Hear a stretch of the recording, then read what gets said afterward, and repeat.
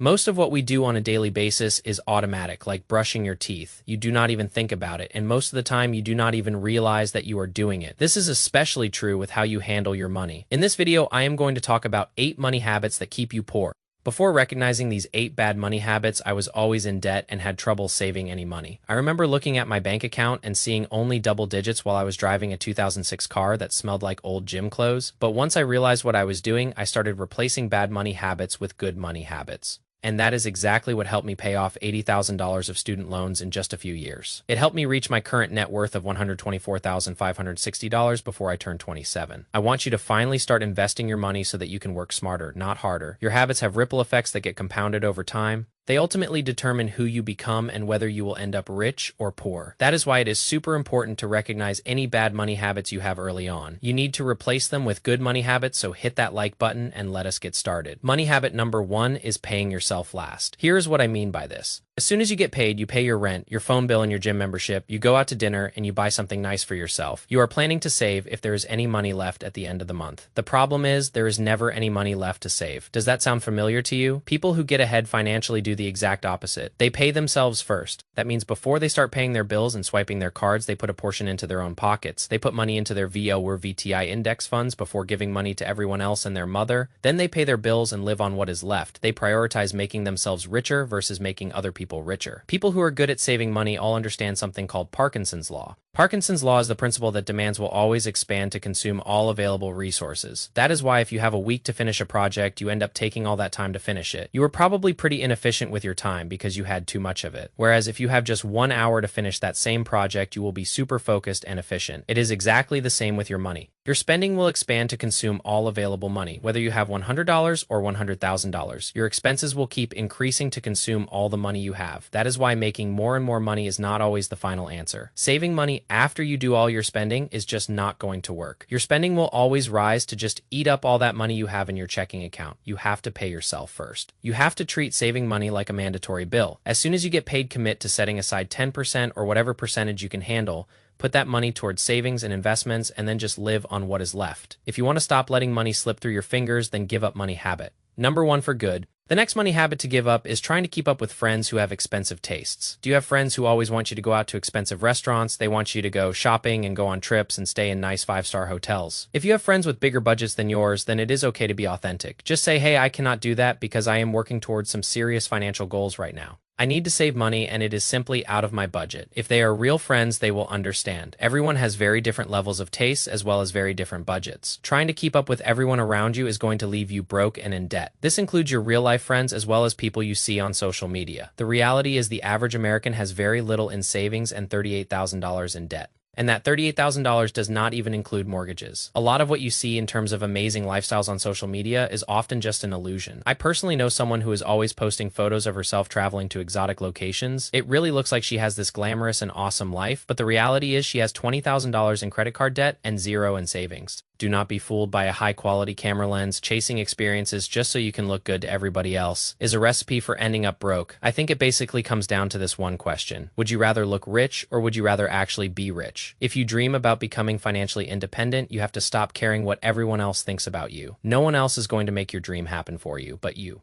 Learn how to speak up for yourself and do not be afraid to turn down invitations. Suggest cheaper activities for you and your friends, like a hike or a home-cooked meal. Chances are people will respect you for having your priorities straight. It might even inspire them to reassess their own financial priorities. The third money habit to give up is putting everything on your credit card for rewards. Now, do not get me wrong, credit cards are amazing tools. I love my credit card and I have not paid for a flight in years thanks to award miles. But oftentimes I find that people end up spending way more on their credit card than they would otherwise. That basically just cancels out all the benefits of having these credit card rewards. I am freaking guilty of this as well. When I am considering a purchase, I find myself justifying it because of the points. I tell myself at least I will get miles for it even if I cannot actually afford it. This is a very slippery slope. Ever since I realized this pattern, I have stopped putting every single tiny thing on my card. For everyday small items like coffees or quick rides, I just pay for it with my debit card. But if there's anything that is $100 or more, I put it on my credit card, then I pay it off immediately within seconds of making the purchase on my phone. That forces me to only buy things I can afford to pay for in cash right now. Before I started doing it this way, I would usually just rack up a huge balance. Every month, I would be shocked at how much I had spent. Putting things on plastic has a way of making you spend mindlessly. Do not justify the purchase just because of the points or the miles. Money habit number 4 is having disorganized finances. Having disorganized finances is basically another way of keeping your head in the sand.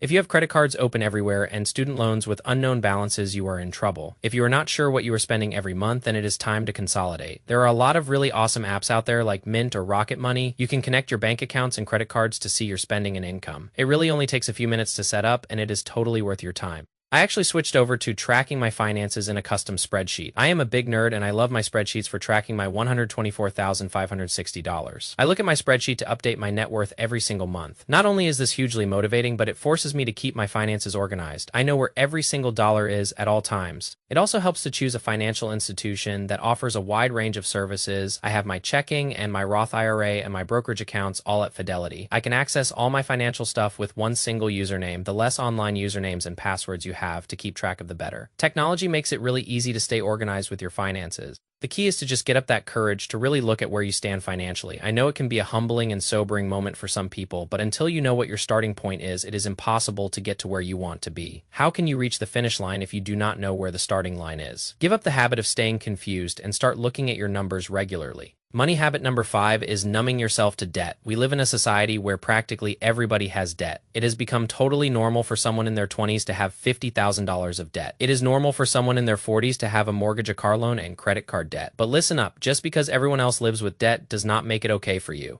When I was applying to colleges, I had the option to go to a school in LA on a full ride. However, the school I really wanted to go to was NYU, and I chose to go there instead. I did not get anywhere near as much in scholarships to NYU as I did to the other school. I graduated with massive student loans because debt is so normalized in our society. I did not even think twice about signing away my life at 18 years old. Do not get into debt if you do not absolutely have to. Just pay for things in cash and do not buy things if you cannot afford them. Do not get a $40,000 car loan to buy a car you do not need. Do not get a mortgage if you are still drowning in student loans. America is one of the wealthiest countries in the world, yet everyone is broke and in debt. The status quo is to live with debt, but you should never settle for the status quo. Do whatever you need to do to live a debt-free life. Money habit. Number 6 is paying extra due to lack of planning. I used to be the queen of cheap $10 umbrellas because I forgot to check the weather. I would end up getting caught in the rain and having to buy another umbrella. I had multiple umbrellas at home, but I was unprepared and it cost me money. This could be things like having to take an expensive Uber instead of the subway. It could be paying overdraft fees because you did not check your account balance. Not planning in advance always ends up costing you money. I am all about living spontaneously, but being unprepared is just expensive. Take a few extra minutes to plan ahead and check your account balance. Even just a little bit of planning will save you thousands of dollars over a year. At the end of the day, having money in the bank allows you to be spontaneous. Money habit number 7 is paying too much in taxes. Taxes are going to be the single biggest expense in your entire lifetime. Why not do what you can to cut down on your tax bill? Most people think tax loopholes are only for the ultra-rich people, but there are a lot of tax loopholes available to the average person as well. For example, contributing to your 401k is a way to directly reduce your taxable income. The HSA is another way to reduce your taxable income and save for health costs. Everyone is eligible to open an IRA or a Roth IRA to shelter their profits. These investment accounts allow your dividends and profits to grow without the taxman taking a cut.